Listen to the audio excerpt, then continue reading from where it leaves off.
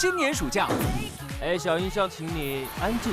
蓝色小精灵，男女暧昧大对决，喜欢还是不喜欢，男女解读差很大。不在意喝我喝过的饮料，这是喜欢我吗？吃我们的东西都是间接接吻的意思。对，我每次出去的时候，我都把大家的调酒喝一轮呢，不管何时都秒读秒回我的讯息，不想看到因为上面有红色的豆子。不是尊重，也是让他去知道这件事。秒读秒回，只是因为他太闲。时间再多，人还是会懒惰。我不觉得这个有爱。我也觉得。暧昧升级却不告白，专家传授必胜绝招。只要我出去玩，他有到的局，他没到的局，他都来接我，这就是有喜欢我吧？我觉得其实他是真的蛮喜欢你，他可能对于自己就是自信不够高。这一集播出之后，你就真的回去抛见众，你就把你的衣服弄坏，然后说你要不要来修？这一集播出去之后，很多人女生家的衣服都在坏哎。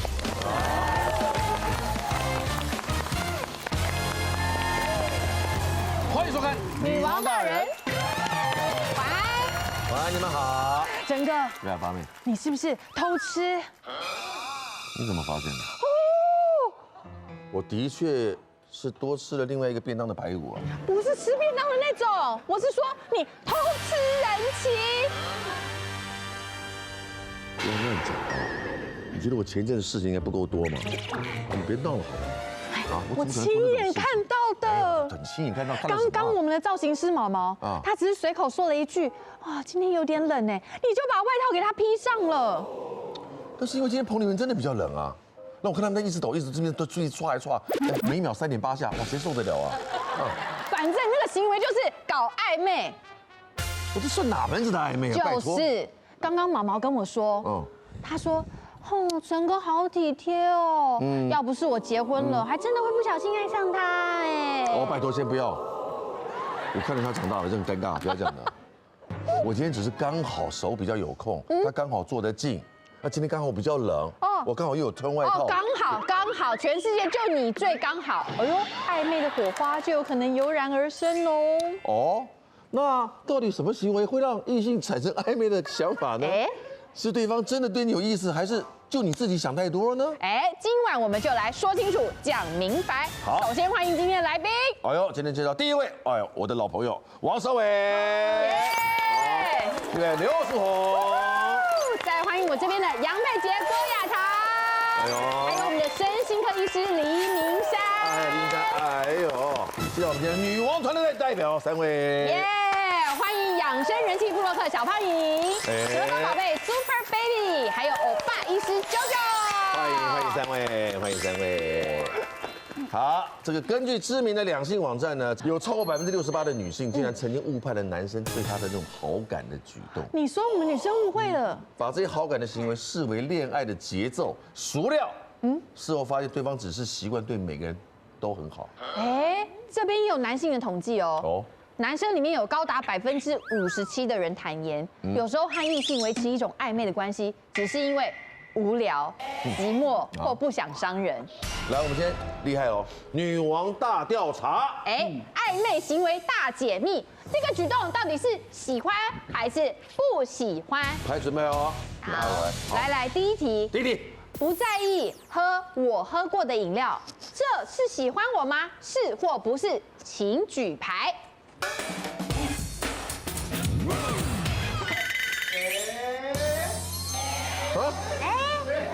答应女生不是，不是为什么？6比4，还好，女生刚好一个缺一个差，而男生都认为是有这个想法才会这么做，对吧？没错。对啊，你怎么那么爱被喝啊？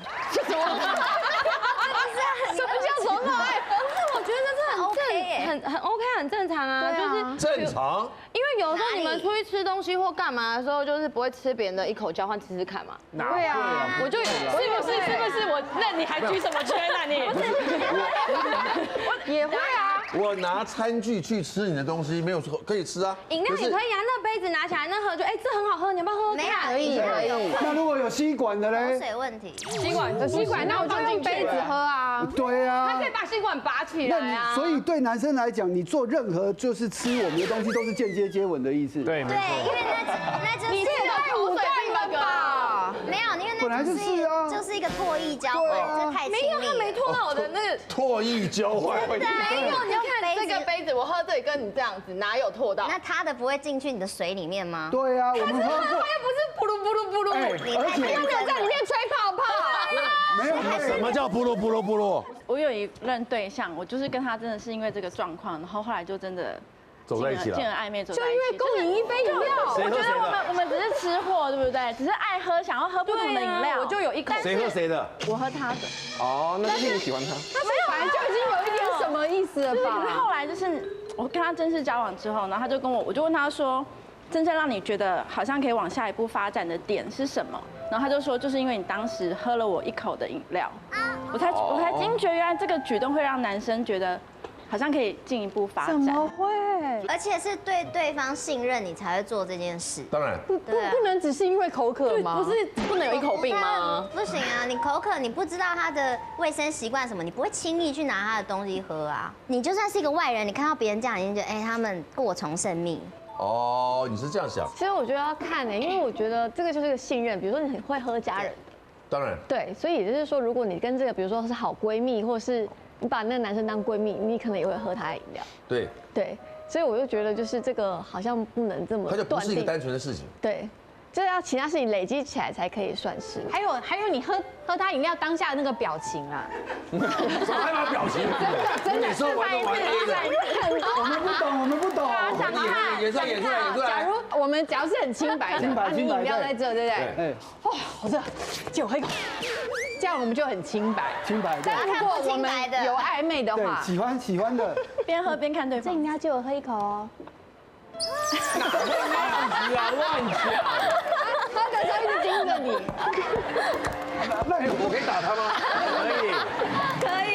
是表情，是当下那个表情。有人会喝成这样？没有。你问小凤莹，她在喝那个饮料的时候，饮料的时候是什么表情？就是我就是想喝他的。你有一直盯着他吗？你有一直盯着他吗？你敢说你没有好感就喝那个？你敢说？对啊，怎么可能？就看你看，陈哥，抓！有。你看有吧？抓，对不对？陈哥，我跟你讲，这是前一阵子才发生的事情。我跟我的化妆师有出去，然后他有跟我讲说，有一个男的很喜欢他，然后就是会开车接送。他说他有一次这个男的想要在我们的聚会的时候来，那时候当下每一个人都有点调酒，那其实那个男的就坐在我对面，可是每一个人的调酒都上了之后呢，他就去跟我的化妆师讲说，我可以喝一口你的那个调酒的口感怎么样？试个味道啊。没有，那重点是现场有很多人，你知道吗？我都把大家的调酒喝一轮呢。因为每个都不一样，都很想尝试。我觉得也要看就是愿不愿意给他喝。假如说愿意给他喝，就代表喜欢。是不是在试探？完全同意。对，有点在那个。是在试探。可是如果女生，可是如果不给他，来不及显得自己很小气。对啊，可以看得出表情啊，表情我觉得开心。喝他喝过的饮料，这就是一种试探。1次、2次、3次以后，你就觉得对喽，叮咚叮咚叮咚，两个人就可能有机会交流了。所以不能只用这单一事件来判断。我们也是第一题而已啊，好不好？后面题目很劲爆啊，来哦，来了，第二题。喝醉之后常常打电话给我，这是喜欢我吗？是或不是？请回答。这还有什么好说？一定是。对啊，这铁定是的了。对啊，不可能不是。全人通过对。喝醉之后打给我没什么，常常打给我就有什么了。对。人家说酒后吐真言。你当你防备心都已经卸下的时候，你电话你第一个想起来的人，其实就是你不能你会打一个莫名其妙或者跟你有仇的人，不可能嘛？你就打去骂他。对，你会把你那个时间花给就是对你对他有好感的。而且我觉得这有点像愚人节的概念就是因为我遇过朋友，他其实喝酒了，他其实没有醉。可他就有一个喜欢的人，他不晓得对方喜不喜欢他，借酒壮胆，他就借酒壮胆。对，假设真的对方拒绝他，他还可以说，我那天喝酒啦，喝多了，所以打给你。有一个推脱之对，这是愚人节的概念。对，这是一个招数对啊，偶尔打一个策略，而且他也是我刚刚说建立接触的机会啊。我1次、2次、3次你都接，那是代表什么？成了。表示就是你对我的电话是不拒绝的，你是我刚刚说到的悍然拒绝，你只要没有悍然拒绝，你就是愿意跟我有联系，就都是接受。但我想听专业的角度怎么看喝醉之后常常打电话给某一个人的那种心态。其实我老公是这样，他就是这样子吗？对，因为他平常就就是一个很硬的人，所以他不会轻易说出他的想法。对，但他就是比如说生意上应酬完之后，他就觉得说，因为他那个防备心就下降了，然后他就去打电话跟我说他很喜欢我这样子。对，所以其实我觉得对于那些比较硬的人，他其实他酒后做的事情是酒后吐真言，他真的想做，但是平常又不敢做的事情。那他装醉大概装了多久？他没有装醉，他真的是醉。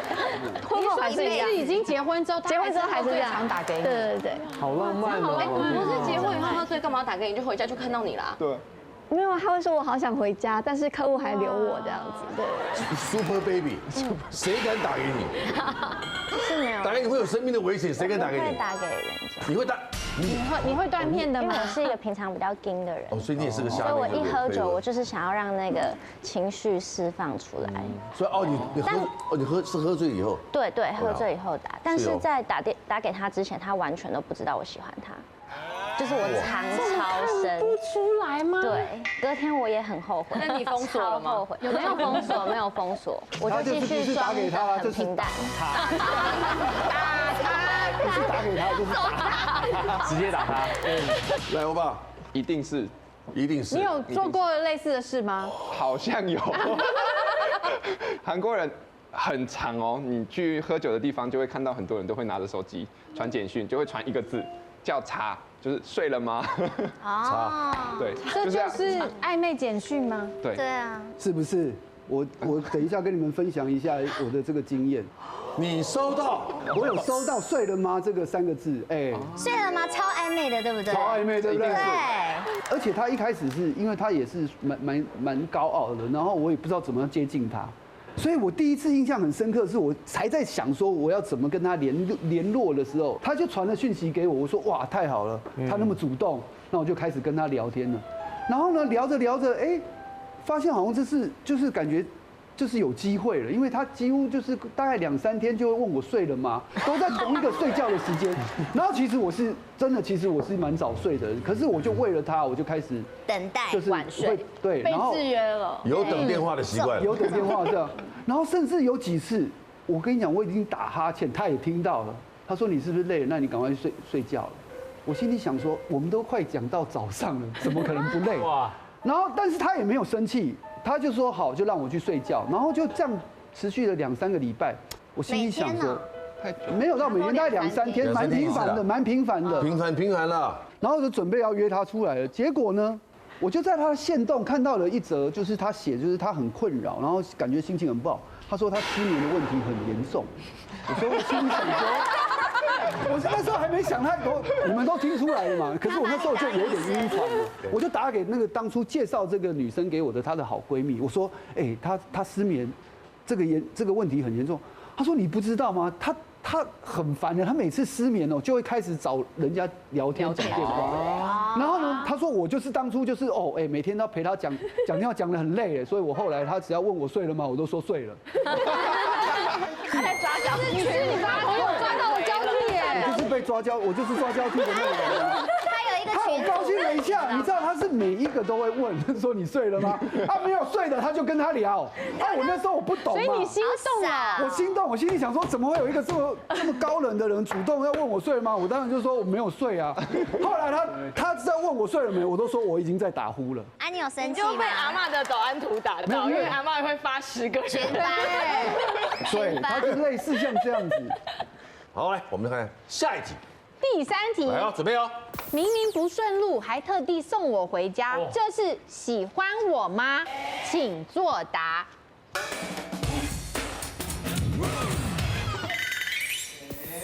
啊，有人没有啊？只有1票是反对的，怎么可能？不喜欢，不代表喜欢。我觉得还好哎，因为这个有不顺路哦。但有时候男生会顾及女生的安全呐，所以就算不顺，好了，至少他人是安全的，送个回家。偶一为之，轿车很容易了。偶一为之或许可以，如果他每个月都有1次呢，2次呢？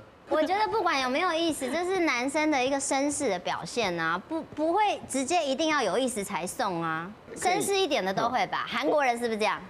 会，但是我觉得1次可以。但超过1次一定是有意思。对啊，就是对，他可以以这个标准。对，因为其实如果你跟这个人聊不来的话，你在路上很多时间呢，你要跟他一直聊天，对啊，要不然会很尴尬。车子的空间这么狭小，那大概几次？2次就算了吗？你觉得1次是绅士的表现，那2次呢？我觉得2、3次就算了。超过3次，这么少？超过3次应该就是。超过3次应该就是。对，我也觉得超过3次应该就是。好，来，我们看看下一题。不管何时都秒读秒回我的讯息，这是喜欢我吗？请作答。这首歌应该是，我很想举这个，就不一定。有人就喜欢秒回，因为我不喜欢延迟了别人的要求。不想看到那上面有红色的抖动，对，你也是啊，对，我也是，不住点开。我不想看到有未读的什么东西。对，不想看到有数字。强迫性人格，你也强迫性吗？我没有，但是有些人的确会，就是有强迫性人格，他希望赶快把它处理掉。因为我觉得现在大家的讯息量都很多，然后就是交友的速度又很快，所以你有时候工作、朋友、家人的那个赖的讯息一定会非常多。我记得好像赖它可以先按住，先看一下内容是什么，然后它可以不用已读的那一种。你很贼耶！新的功能，这新的你知道这个功能吗？就看事情的轻重先。对。好怕被。但是我之前会这样子，是因为我前经纪人他很要求是我讯息看完之后要马上回复的那一种，就算只有通告或工作下来，他需要有一个贴图都好。所以我有时候看讯息的时候，我真的会分，就如果今天我对这个女生有喜欢的话，她突然传讯息给我，我其实会当下会马上来做一个回应，这样。因为我在乎，对吧？因为你在乎。对。所以我会觉得，对于喜欢的人，你当下直接回应他，我觉得除了是尊重，也是让他去知道这件事情。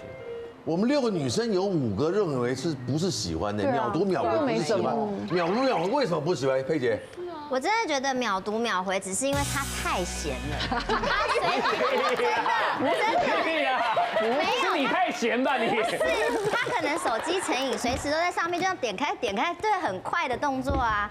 然后有些男生呢，他马上看，然后他也不见得就已读乱回的也有，所以他马上读马上回，真的不代表什么，没有什么喜不喜欢，就是他时间多，就是一直挂网的意思。来，你讲，时间再多，人还是会懒惰。对啊，懒惰回复，对，真的，我跟你说，一定是这样子。那回复贴图也是回啊，就是我不觉得这个有暧昧，我也不觉得啊。来，同样是女性朋友，来 ，Super B， 还是你们认为？因为我平常回人家讯息都回很慢，就是我们可能聊天聊到一半，然后你传了一个讯息来，我下次回你可能是下个礼拜。不会吧？太久了，也太没效率了吧？就是因为我觉得差不多啦，差不多聊完了。我问你，明天如果天气好的话，你要不要跟我去爬山？然后你然后你3天后回答我。对，我会回说。你7天后回答我，这是做头七吗？都爬完了。哪有这种事？对啊，哪有这种事的啦？真的啦。好，算了，还好我们不是朋友，没关系。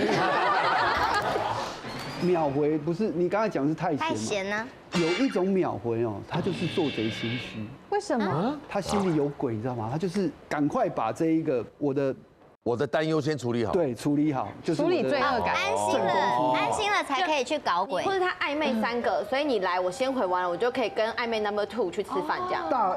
大概是这样。我先搞定我的担忧，让你不疑有他，我可以去走下一步，是这个意思吗？这太深了。其实我觉得现在的人手机用那么多，讯息量很大。对。那很多人的确是有强迫性的人格，他就是希望把所有事情都赶快处理完。对。然后就算是想要拒绝人家或接受人家，也不要拖。对，所以他就可能就是会秒读秒回这样子。对，所以我觉得这个不能算是一个很明显的征兆。好了，我们谢谢大家在前面的这个问卷调查，大家就知道今天这暧昧这2个字。对，接下来我们的第2个环节，来直接分享你们的事情。到底喜欢不喜欢？这些暧昧举动都是我想太多。想太多有1到5分，你知道吗？哇，真的想太多了。用手告诉我，1到5分，请举手。想太多，你就想最多是5分哈。我刚才就是那个想太多的人啊。哦，你刚讲过了，他讲那个想太多的人啊。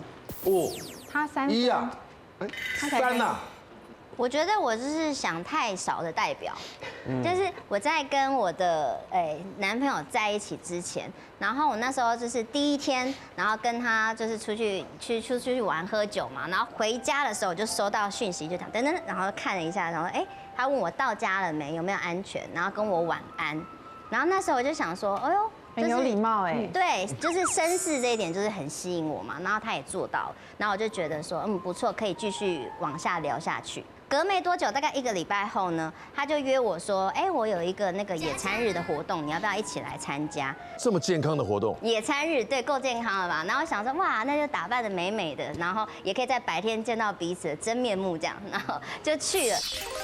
暧昧热线单亲吧，男神却是这样看。中午12点，没有12点唱过歌。对，之后呢，就开始了每天晚上讲电话。我觉得到目前为止听起来觉得有鬼的举手。可是我们都还有人不举。他可能发现杨佩莲真的太闲了，野餐也可以，中午唱歌也可以，他觉得他是最适合这个角色。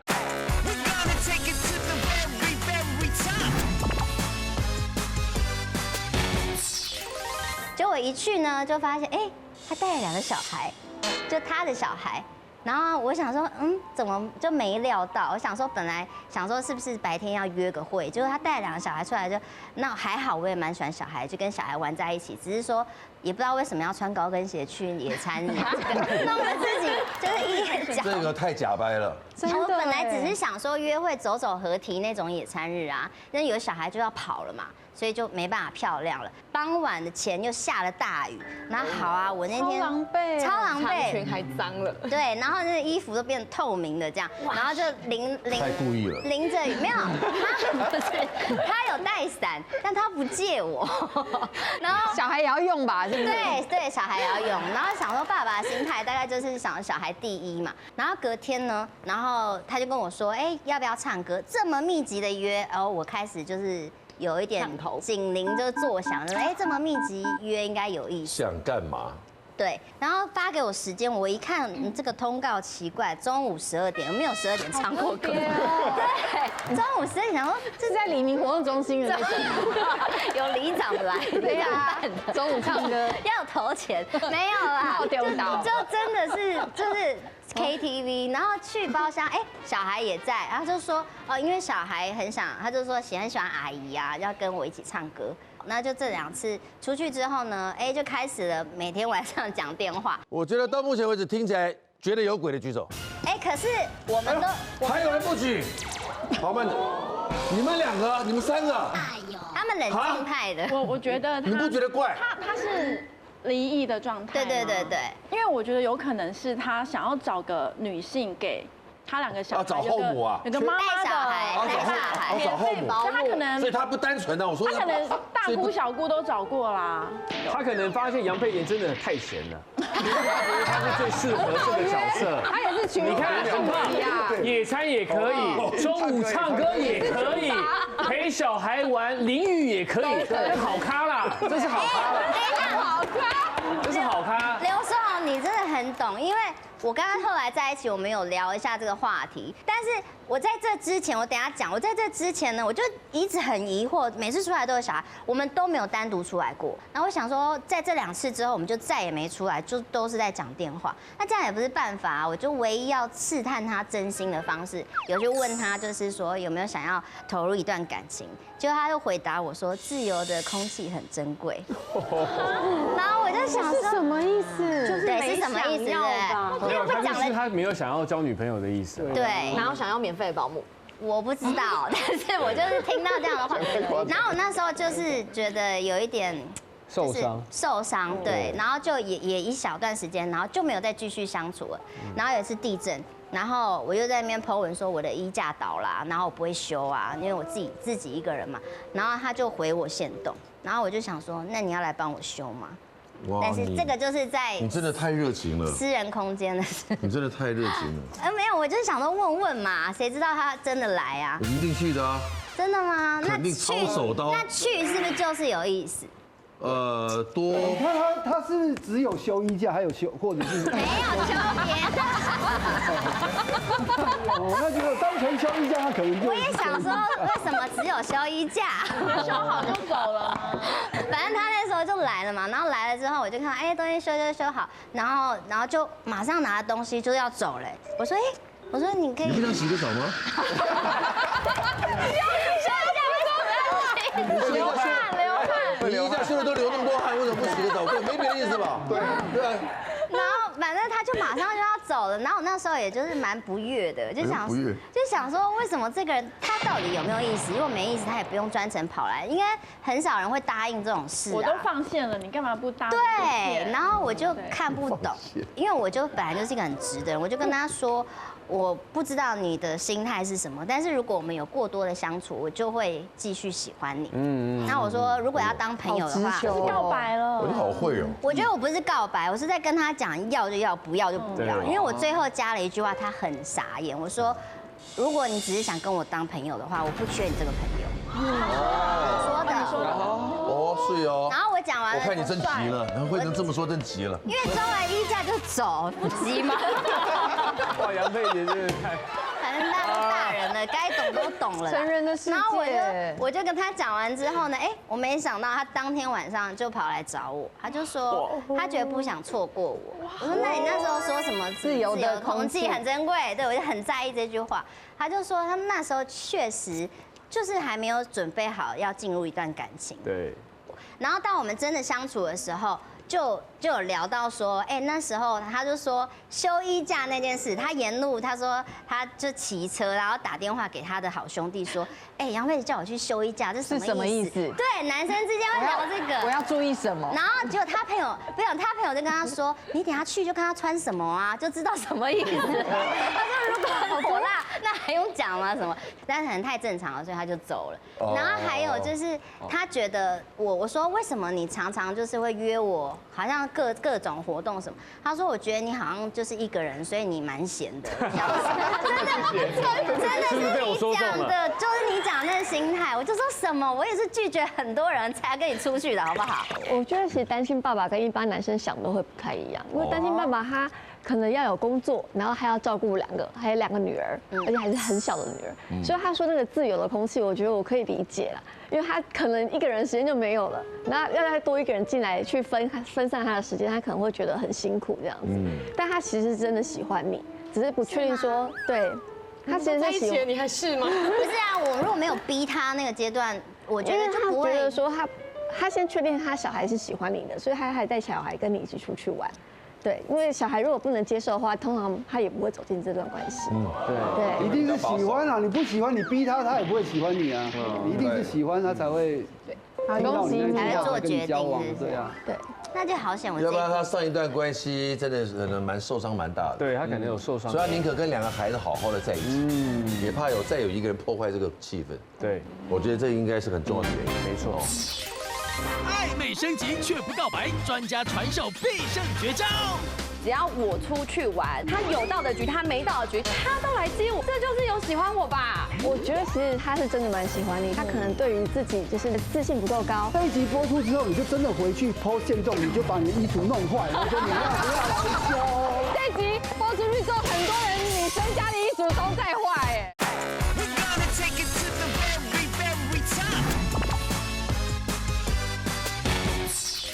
我之前就是韩国人很喜欢喝酒嘛，对，韩国人很喜欢喝酒。你已经说了5遍了，不好意思。然后就是在一个酒局里面，然后刚好那时候是大一，然后我们就一起喝酒，然后要玩一个游戏叫国王游戏，不知道有没有听过？当然有，要听国王的指令。对，要听国王的指令，然后刚好要玩谁跟谁干嘛？对，就是抽号码，然后就有一个朋友抽到王，然后就说几号跟几号。亲亲之类的，要玩亲亲啊！啊，对，是哦。我想说玩这么嗨的嘛，然后刚好我跟一个女生抽到，然后我大一的时候就很害羞，我才大一，可是，对那个新生哎，大一很难的，18岁很难，然后就其实那个女生蛮漂亮的，然后我就会很害羞，我就不敢亲，然后就不了了之，然后这个游戏就没有玩了。然后过了大概半小时吧，他就走过来坐在我旁边，然后突然牵我的手。那时候他有喝醉吗？有一点，这我不知道，但我有一点醉。然后他就说没关系，还是你有喜欢的人什么之类的。可是重点是我跟他没有什么任何的就是可能上课的时候当天才认识，并不熟。对，是本来的同学，是同学，但是不是很熟，也没有聊过天，也没有干嘛过。OK。他就突然牵我的手说没关系，你有喜欢的人你可以跟我说。然后我就想说啊，所以意思说，如果你没有喜欢的人的话，你可以喜欢我。我觉得是国王在做局给那个女生哎，有可能。那女生可能有喜欢你，但她觉得你一直不肯亲，她是被拒绝了。是不是啊？如果你没有喜欢的人的话，他告诉你可以喜欢他。所以我太傻了。我觉得不一定哎。不一定，因为他可能是自尊心受损了。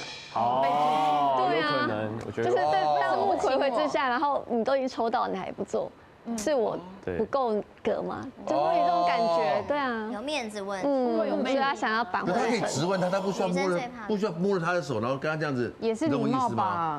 没关系，你有喜欢可以跟我讲。因为如果是佩杰的个性，他可能就会直接在那个酒局上说：“哎，为什么不亲我？我不够好吗？我不漂亮吗？对啊，我很漂亮吗？”他拍桌说：“哇，你不会修衣橱啊？”修衣橱必备，你为什么不会？郭亚堂，来，你这个，我这个你看起来像少根筋的。我就觉得他应该是喜欢我，可是他都没有跟我告白哎，那时候气死我。等你吧，等你告白。我做的够多，跟你差不多呗。好，你做了什么？衣橱也修了。没有，不是，他是我朋友的朋友嘛，然后大家一起出去玩认识的。然后第一天就是认识的时候，然后因为喝了酒回去，他就说那他计程车顺道送我回去。那时候我也不知道他住哪，可是呢，我就是一个贪生怕死的人，我就是只要出去玩，我就会先安排好，比如说我哥会来接我回家，或者是常常固定叫的司机，我都会先安排好后事了。对，逃生路线。但是呢，有的时候就那一次他送我回家之后，我会觉得这个人还蛮绅士，然后又是我朋友是可以信任的人，然后我就有一次我就问他说，那你可以来载我回家吗？然后他就说好，他就来载我喽。你说他自己从他家里出发，然后来载你？他没有去哦，然后他来载我回家，特地载，对，然后反正从此以后呢，只要我出去玩，然后哥哥跟常叫的司机都没空的时候，我就会叫他。他有到的局，他没到的局，他都来接我回家。你就把他当工具人啊？我不是，他有喜欢他会这样子，就那个男的也是高高帅帅的，还不错，好不好？哦。但是他就是专程去接你就对了。对啊，这就是有喜欢我吧？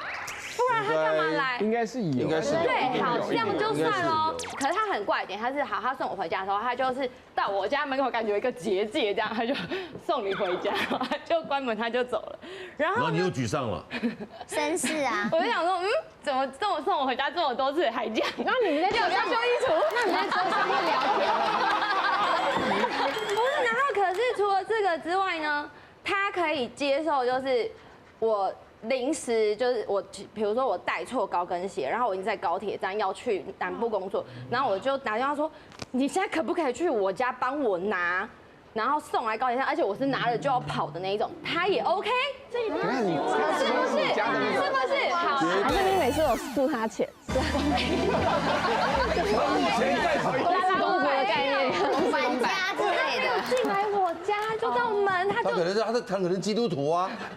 哦，有可能，也有可能。他如果要守那个教规的话，然后呢，我就觉得这个人就是喜欢我吧。然后有一次我就喝完酒，可是那天我哥哥来接我回家，然后我就回家之后，我就打电话给他，我就说，我跟你说，我今天怎样，然后他就愿意听我讲，然后他还说，你卸妆了吗？要不要先去卸妆？我说，那我卸完妆再打给你。然后我卸完妆都打给他，他还接，然后听我这边讲一些鬼话，然后我还逼他说，你要等我睡着才可以挂电话，他也做了。可是他就是不跟我告白，那你为什么不说破这一切呢？对啊，不行啊，为什么我要跟他告白啊？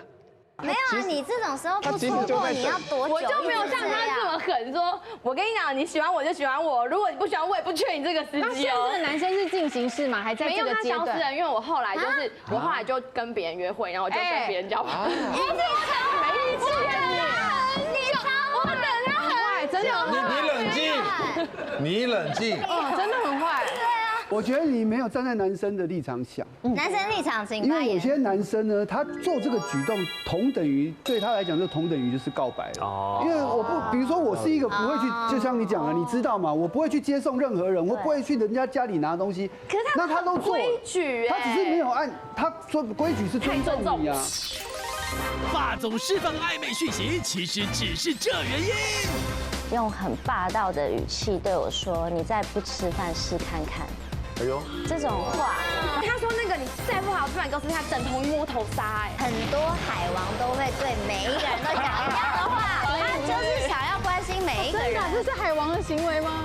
可是那个很暧昧啊，那个举动哦，很暧昧哎。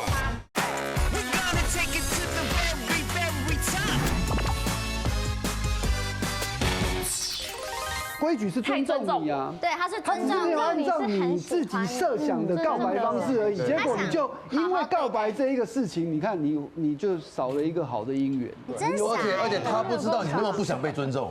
对啊，好想收一手哦。我觉得像那个杨佩杰的那个方式会比较好一点。讲白了，我觉得有约会一段时间的话，然后你真的是忍不住的时候，没有，他也没有约我出去约会啊，他就只会接送我，还要帮我送。可是一段时听我讲电影，他为你付出这么多，对哦，这些都是不可能做的。可是我相信一个男生如果真的够喜欢一个女生，他自己会忍不住想要去得到她。是不是要约我？没有，至少要约我出去吃个饭喝。有些就真的很绅士，有些男生超级对是真的很绅士，有被动。但是约你出去吃饭不算不绅士的行为吧？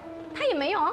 我觉得其实他是真的蛮喜欢你，只是他可能对于自己就是自尊心没，就是觉得自信不够高，然后他觉得他配不上你，所以他就说怕说，哎，我踩出这一步的话，会不会我连这个工具人的角色都当不了？不然这一集播出之后，你就真的回去 PO 限动，你就把你的衣橱弄坏，然后说你要来修，你就看他会不会回复你。我怕我们这集播出去之后，很多人女生家的衣橱都在坏。重点是你在家的衣服，你还要选对，要选对性感睡衣，对，高领跟 T 恤，对。来，这个 Super Baby，之前在网络上跟一个男生有聊天，然后可能会聊到说我最近要打比赛，然后要减重，就是不太能吃东西，然后他就会用很霸道的语气对我说：“你再不吃饭试看看。”哎呦，这种话，然后我就会觉得你干嘛这么霸道？然后又关心我，然后好几次，甚至有一次他还说，真的要好好带你去吃饭，帮你补补。这种话就让我误会是不是照顾对我有兴趣？有，算不算？有算暧昧行为的请举牌。我觉得有哎，我觉得很暧昧哎，就一种你只属于我的感觉。不算，不算，钱要花在刀口。竟然有人说不算，而且他说那个你再不好吃饭，给我吃，他等同于摸头杀，哎，就对，很霸道，重点是语气。跟你说，很多海王都会对每一个人都讲一样的话，好吗？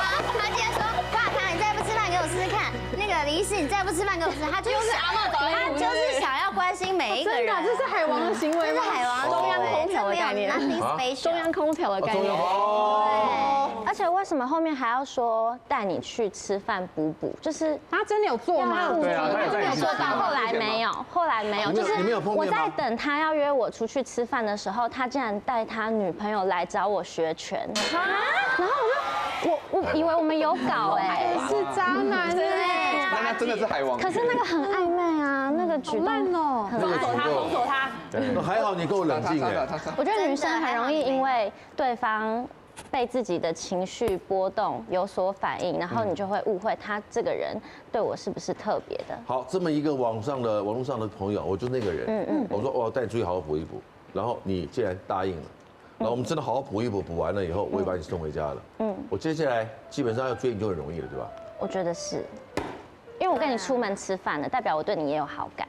啊，瘦狗，对，他长怎么样？你应该有看到头像。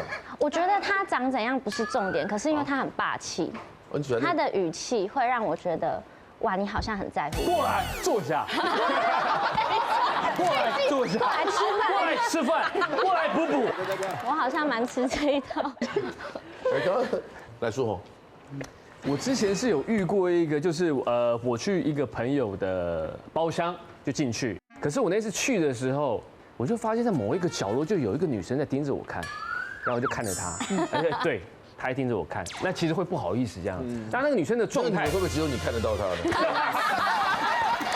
难怪我觉得她特别冰冷。重点是大家都有在那个状态中，她就是很清醒，她就是她就是做成这样，然后她就这样看你。那我3不5时就会跟旁边的人聊天嘛，然后或者是感受到那个余光。对，然后我就会用余光去瞄她是不是还在看我，然后我就看一下，对，她在看我。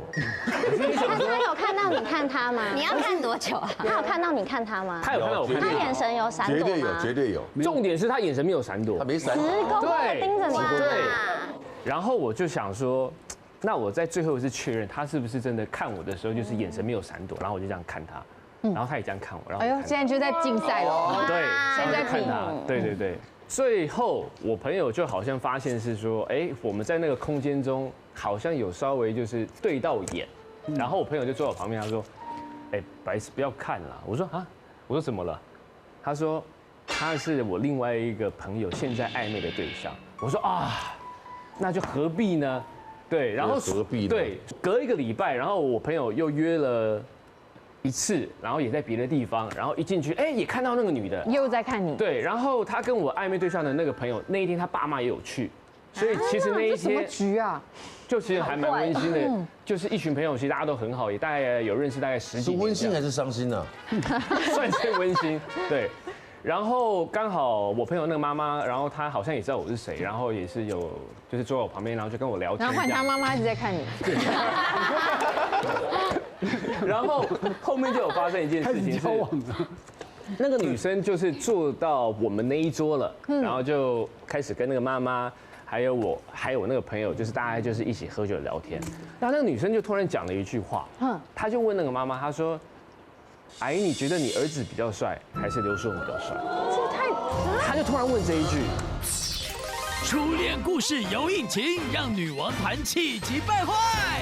那个男生每一天都会跟他通电话聊天，他就是喜欢这个男生4年，可是因为他是初恋，他一直都不敢主动对男生有所表示。他为了这个男生，他改变了很多。他以前是4眼田鸡，他就戴上眼镜，然后懂得化妆，整个变得很漂亮。你的成长故事吗？这不是我，这真的是我朋友。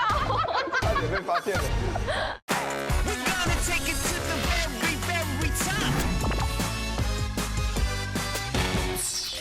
他就问那个妈妈，他说：“阿姨，你觉得你儿子比较帅，还是刘硕比较帅？”这个太……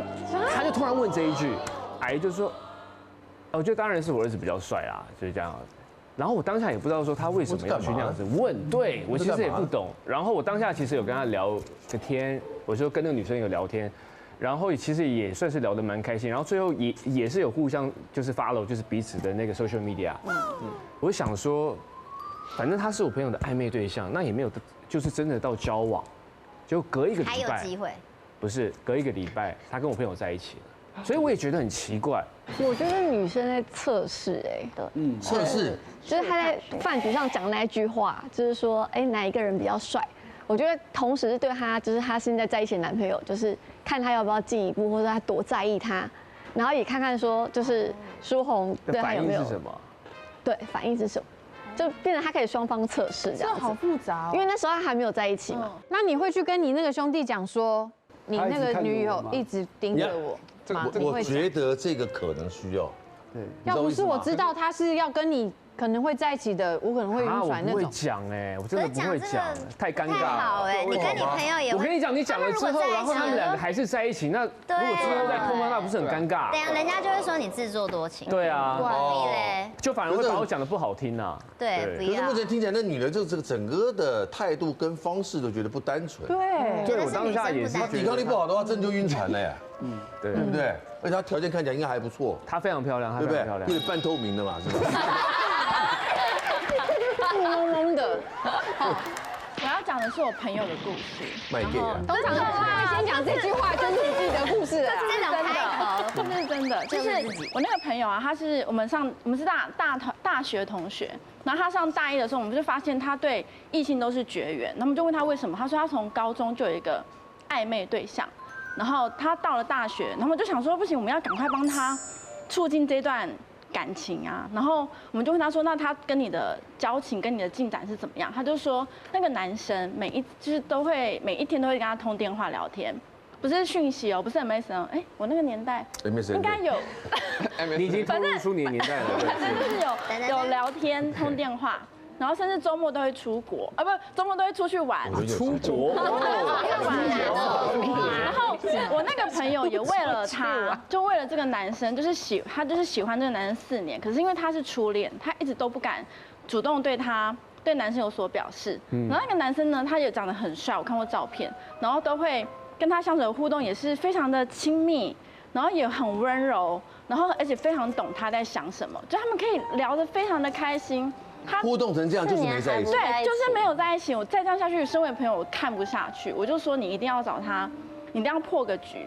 然后我朋友就决定约这个男生出国，这男生也出国，对，出国，真的出国了，真的出国，好像去澳门还是香港，反正就是很近的那一种。叫天天不应。他们真的，男生真的答应了，然后他们也去了。可是，在去的那个旅程中，我朋友终于一个晚上鼓起勇气跟这个男生告白，然后这个男生才让他知道说他跟他这么好这么麻吉，其实不是因为他喜欢他，而是他是 gay。对，所以我朋友就因为这样，他整个大哭，他那时候大哭，打电话给我。那你朋友都没有一点 gay 打会发现看不出来吗？有些男生感觉不出来，有些 gay， 而且他们聊天聊了4年，这个男生都没交男朋友哦，都不会分享一些感情事。对啊，可能女生会觉得哦，那就是他的男生朋友，因为女生自己在恋爱脑了。但是我觉得这个结尾有一个很大的好处是，女生啊，她因为这4年，她为了这个男生，她改变了很多。她以前是4眼田鸡，她就戴上眼镜，然后懂得化妆，整个人变得很漂亮。我觉得这是暧昧给一个女生最大的。这是你的成长故事吗？这不是我，这真的是我朋友。差点被发现了，真的是朋友啦。对，但他真的是恋爱脑，认为他就是他的唯一，对不对？没想到他是他的回忆。啊，不会，他们会用一个新的身份跟关系继续下去，对，这样也好。这感情或许更扎实哦。对啊，我觉得暧昧最大的代价是什么呢？什么？就是你呢笑着走进关系，但哭着退出梦境，是梦境破灭了，梦境，对不对？一模。其实很多时候我们不是不知道答案嘛，只是你知道那个答案就很伤人啊。所以选择不要去看，在这个模糊的关系里面，大家都不尴尬。英国的诗人王尔德曾经说过一句很特别的话：哦，爱的奥秘呢，比死亡还难以理解。所以呢，想要把它搞通透，它是有难度的。对，暧昧这条线，它有点不清不楚、不明不白。踩线的人不讲清楚，被暧昧的人就一直想太多。请记住，真正爱你、喜欢你的人，他是不会让你一直猜的。没错，我们在这边也祝福大家，在爱跟被爱的旅途中，可以找到那个双向奔赴、命中注定的那个他。漂亮哦！今天非常谢谢大家的分享，谢谢。是有女王大人，下次见 ，See you， 拜拜。